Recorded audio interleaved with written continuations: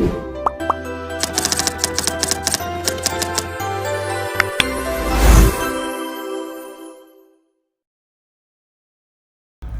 semuanya, perkenalkan saya Alia Nuha, mahasiswa dari Universitas Pelita Bangsa. Pada kesempatan kali ini, saya akan membedah salah satu topik perpajakan yang sangat penting nih bagi kita semua, yaitu pajak penghasilan pasal 21 dan 22, khususnya mengenai aturan terbaru tentang natura dan kenikmatan berdasarkan PMK nomor 66 tahun 2023. Sebelum masuk ke aturan terbaru, mari kita pahami dulu apa itu PPh 21 dan 26. PPh pasal 21 adalah pajak atas penghasilan berupa gaji, upah, honorarium, dan tunjangan sehubungan dengan pekerjaan atau jasa yang diterima oleh wajib pajak orang pribadi dalam negeri. Sedangkan PPh pasal 26 memiliki konsep yang sama, namun dikenakan kepada wajib pajak luar negeri yang menerima pendapatan dari dalam negeri. Dasar hukum utama yang kita gunakan saat ini adalah UU nomor 7 tahun 2021 atau UU HPP, kemudian ada PP nomor 55 tahun 2022, dan yang terakhir ada secara teknis diatur dalam PMK nomor 66 tahun 2023 mengenai perlakuan pajak atas natura dan kenikmatan. Siapa aja sih subjek pajaknya? Subjek pajak dalam PPh pasal 21 yaitu orang pribadi dalam negeri, misalnya seperti pegawai tetap, penerima pensiun, karyawan, tenaga ahli, dan lain sebagainya. Sedangkan untuk PPh 26 yaitu orang pribadi luar negeri yang menerima penghasilan dari Indonesia.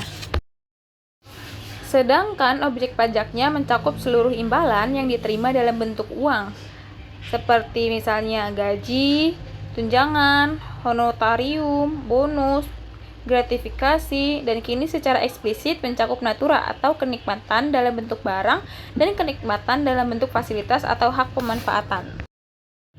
Selanjutnya ada perbandingan peraturan lama tahun 2028 ke peraturan baru tahun 2021.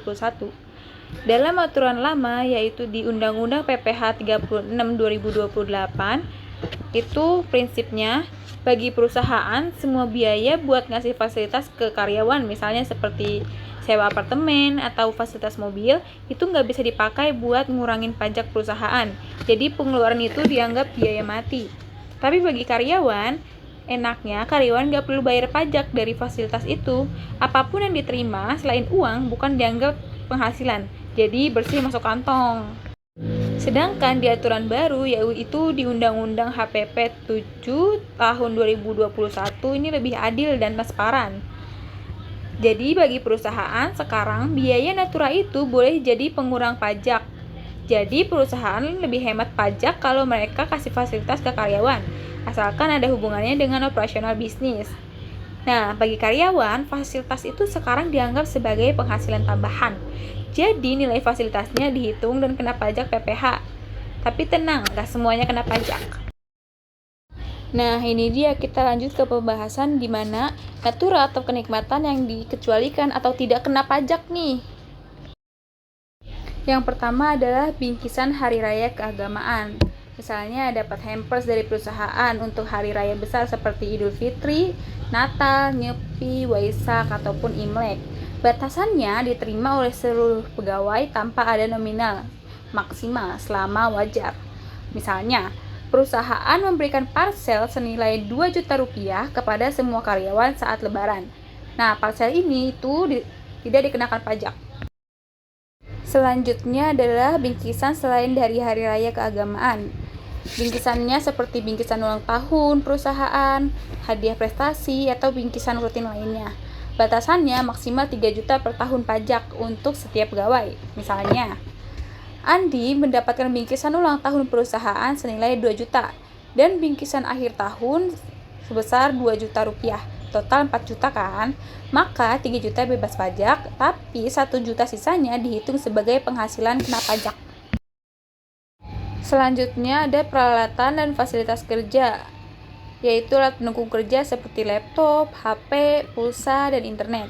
Batasannya harus menunjang pekerjaan pegawai. Misalnya, Programmer diberikan laptop MacBook dan kuota internet bulanan untuk bekerja dari rumah. Ini bebas pajak karena murni hanya untuk bekerja. Selanjutnya ada fasilitas kesehatan dan pengobatan. Misalnya penanganan medis jika terjadi sesuatu saat bekerja. Batasannya diberikan untuk kecelakaan kerja, penyakit akibat kerja, keadaan darurat, atau pengobatan lanjutannya. Contohnya, seorang buruh pabrik terluka saat mengoperasikan mesin. Seluruh biaya rumah sakit yang dibayarkan perusahaan akan bebas dari pajak. Selanjutnya adalah fasilitas olahraga kecuali olahraga mewah.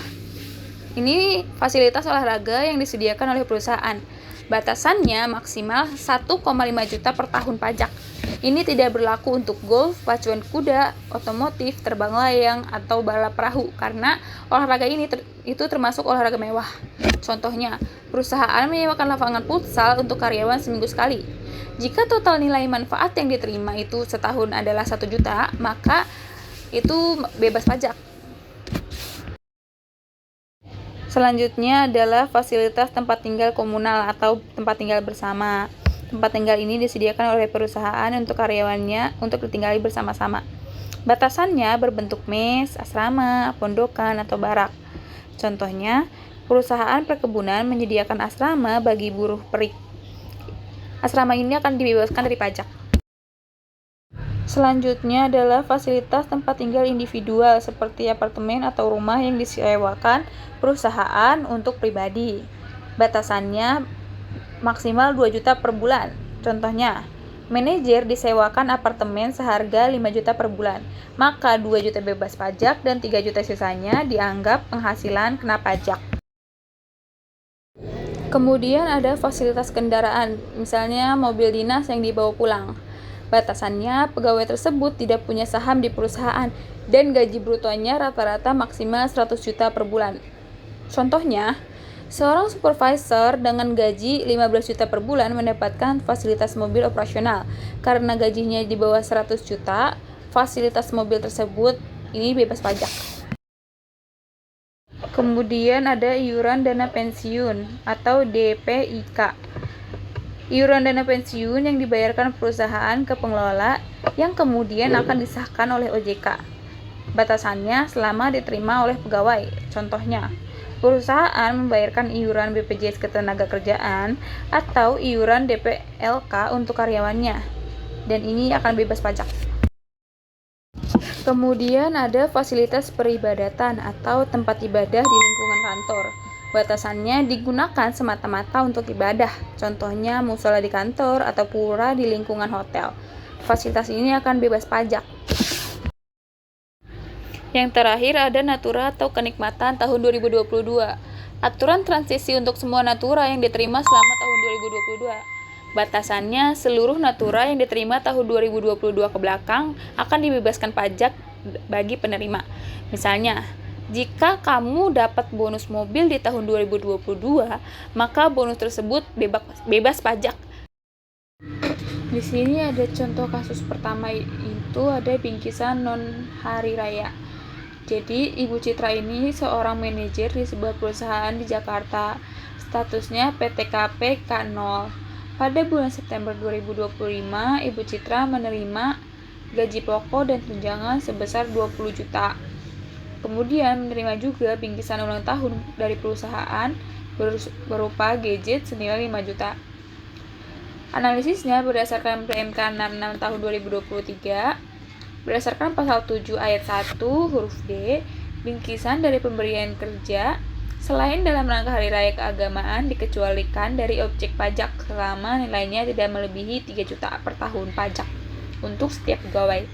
Karena nilai bingkisannya adalah 5 juta, maka selisihnya menjadi objek pajak, yaitu 5 juta dikurangi 3 juta, sama dengan 2 juta. Jadi 2 juta ini yang dikenakan pajak. Kemudian dilanjutkan perhitungan penghasilan brutonya. Gaji yang diterima kan 20 juta, kemudian natura kena pajaknya 2 juta. Jadi total bruto pada bulan September itu 22 juta. Perhitungan PPh 21 dengan skema TER. Status K0 termasuk kategori A.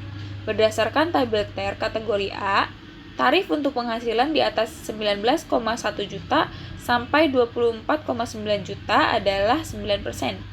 Jadi PPh 21 potongan bulan September ini adalah 22 juta dikali 9% yaitu Rp1.980.000. Kemudian ada contoh kasus 2 yaitu fasilitas tempat tinggal atau kenikmatan. Di sini Pak Budi status PTKP-nya TK0 adalah seorang ekspatriat atau ahli yang bekerja di Indonesia. Perusahaan menyewakan apartemen khusus untuk Pak Budi. Gaji pokoknya adalah 50 juta. Kemudian sewa apartemen dibayarkan perusahaan sebesar 10 juta per bulan. Jadi analisis berdasarkan PMK 66 tahun 2023 adalah fasilitas tempat tinggal yang hak pemanfaatannya dipegang seseorang seperti sewa apartemen atau rumah dikecualikan dari objek pajak jika nilainya secara keseluruhan tidak melebihi 2 juta per tahun. Karena biayanya 10 juta, maka seluruh nilai tersebut menjadi objek pajak karena melebihi batasan. Jadi nilai kenikmatan kena pajaknya ini 10 juta. Kemudian ada perhitungan penghasilan bruto. Ada gaji sebesar 50 juta ditambah dengan kenikmatan atau apartemen yang disewakan sebesar 10 juta. Jadi total bruto bulanannya itu 60 juta. Perhitungan berdasarkan PPh 21 dengan skema TER, status TK0 termasuk kategori A. Berdasarkan tabel TER kategori A, tarif untuk penghasilan di atas 54,4 juta sampai 72,3 juta adalah 19%. PPh 21 potongan bulanannya adalah 60 juta dikali 19% yaitu 11 juta 400 rupiah. Kesimpulannya, PMK 66 tahun 2023 memberikan kepastian hukum dan keadilan bagi penerima penghasilan. Fasilitas mewah bagi level eksekutif kini menjadi objek pajak, sementara fasilitas dasar bagi karyawan menengah ke bawah tetap terlindungi. Demikian penjelasan dari saya mengenai PPh 21/26 ulasan PMK 66 tahun 2023. Semoga bermanfaat untuk teman-teman semuanya. Sekian, terima kasih.